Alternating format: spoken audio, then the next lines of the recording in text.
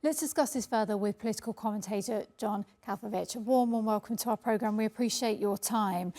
OK, so this is the big problem here, isn't it? The land, because Volodymyr Zelenskyy has made it absolutely clear he will not be giving up any land. Putin sees that land, the Donbass area, Crimea as well. I know it was taken in 2014, but also that sees it as his. So how will there ever be a resolution to all of this?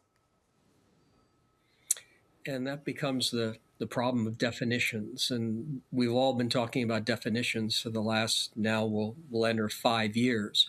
And primarily you have the Russian Federation controlling 20% of Ukraine. You have Ukraine saying that we acknowledge that you are there, but we don't acknowledge that you're there permanently. And the European Union is saying we're never going to acknowledge that this territory is a part of the Russian Federation.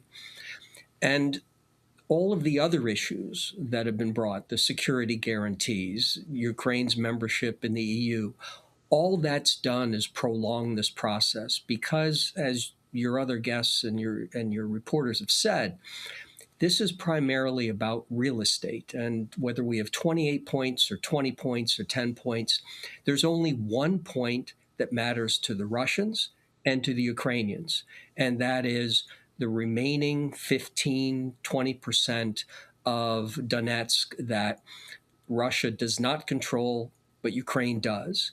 And there's one avenue that has been discussed since last year, and it sort of continues to be in the ether, and that is where Ukraine would move the border of Donetsk to the line of contact with the Russian Federation.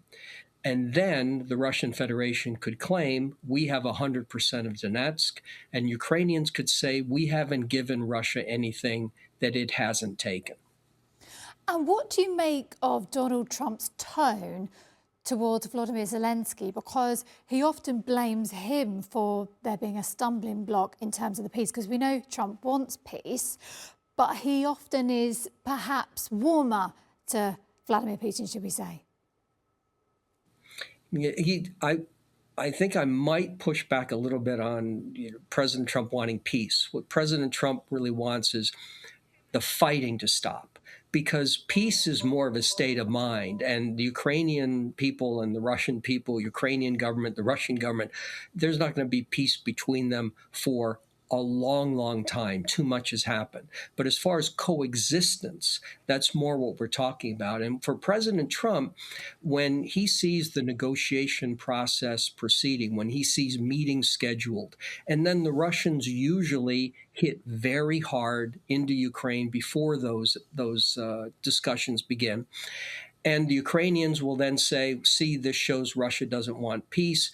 And President Trump will say, this shows why Ukraine has to give in to end this, because Russia will continue to hit Ukraine and hit Ukraine hard. So, President Trump is looking for something, the proverbial off-ramp. But one of the problems is that as he tries to narrow, and you go back a year, his focus was singular.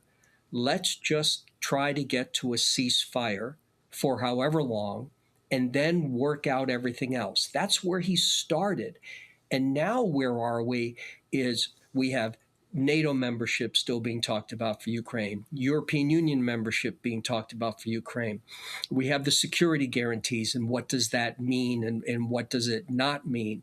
And there have just been a lot of issues that have been added that didn't need to be added. And the Russians have done it too with, the $12 billion in deals and all of this. So what needs to happen is extract again all of these issues. Oh, yeah, and I forgot, the European Union now wants a seat at the table.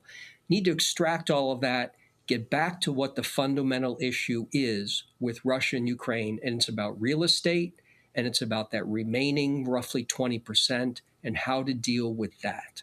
All right, John Kavulich, thank you very much indeed for your expertise. We appreciate that.